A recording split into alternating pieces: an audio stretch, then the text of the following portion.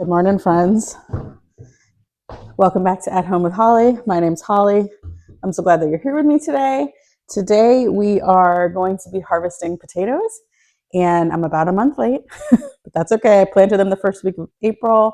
It's been like 115, 20 days, something like that. So I definitely could have harvested them before now, but it is what it is. This is what I'm getting to it. So I am out here. I'm going to clean out this wheelbarrow, and I've got the rest of our supplies waiting for us at the back door. It is going to be warm today, but it's been like 95 and lots of humidity, and today it's going to be a high of 81.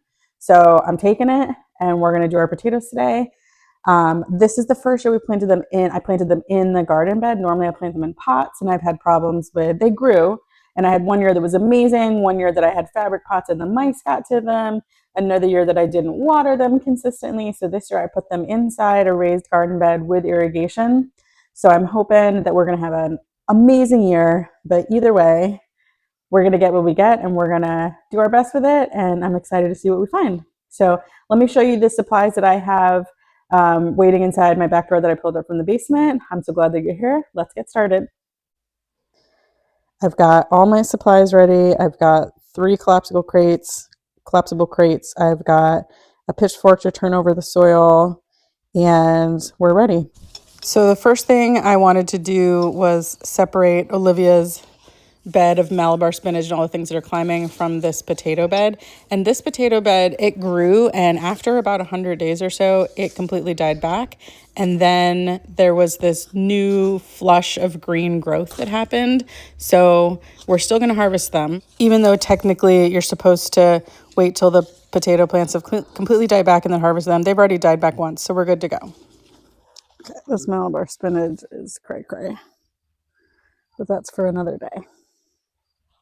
So I walked all the way around and put all the potato plants where they're supposed to go, and the flowers and the spinach back into the beds that they're supposed to go. And like I said, we'll do that another day of taming her wild garden. But then I decided to start ripping off all the plants. Now, when they're completely died back, it is a little bit easier because you just pull the dead plants out, and these still had some green growth.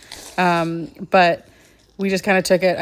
I decided that I would start in the front and pull out like a whole row's worth and then pile up the dirt and then go through, kind of in a little grid pattern back and forth, moving all the dirt, making sure I didn't miss any potatoes, which I'm sure I'll miss some potatoes, but making sure that I'll miss the fewest amount of potatoes as possible. And I did have to take out the irrigation because that was still, there was 4 or 5 lines of irrigation that was still laying over the bed. So as I came to that, I just pulled it up out of the way and started picking potatoes.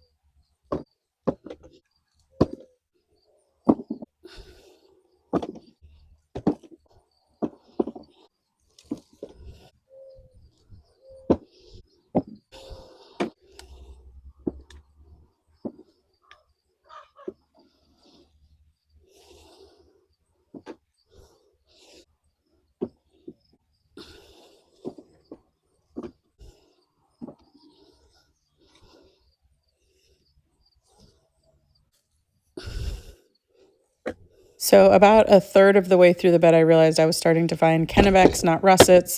So I opened up a second crate and I started separating them so that the Kennebecks would go in one crate and the russets would go in the other. Actually, these aren't Kennebecks. These are what are these? These are the improved Kennebecks. I'll put it up on the screen what they are. I think they're Elbas. Yeah, they're the Elba potatoes.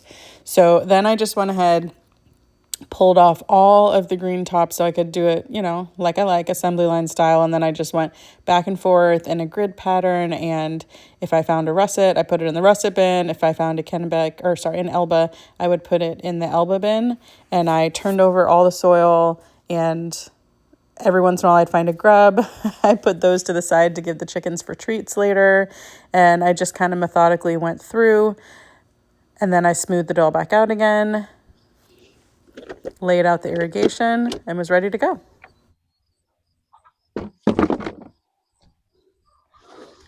Oh, that was a heavy baby. Ooh, that's awesome. Ooh, that's awesome too. So I'm going to go ahead and wheel this out of the way so that I can get all the vines into the compost. But I am so thrilled with how large this harvest was. This is going to last us for several months, and I'm just so grateful that no mice got to them. What a success. Ooh, now it's ready to be put away. Okay, so I'm a little sweaty, a little dirty, but we got 2 really full, really heavy crates, one of russets and one of Kennebec. Sorry, I got ants crawling on me. So I'm going to get these down to the basement. I'm going to put them in the seed room, which is cool and dark, and leave it there for a few weeks, brush off the dirt, and then I'll leave them in these with a cover on them, so that the light won't get to them, but that they can get some good airflow. I'll leave those down in the basement, and they should store for, well, Kennebec should store for many, many, many months, and the russets too, but we'll go through these pretty quick. So I'm excited that you guys are here. Thank you so much for being here with me while we harvested potatoes. Thank you guys so much for all the likes and the comments and the shares. If you haven't subscribed, please consider subscribing. We have a whole lot more growing and chickens and preserving and getting dirty outside to do, and having some fun inside too. So can't wait to see you guys next time. Bye, my friend. Okay, so just weighed these, and there are 48 pounds of russets and 47 pounds of Kennebec. Pretty great haul.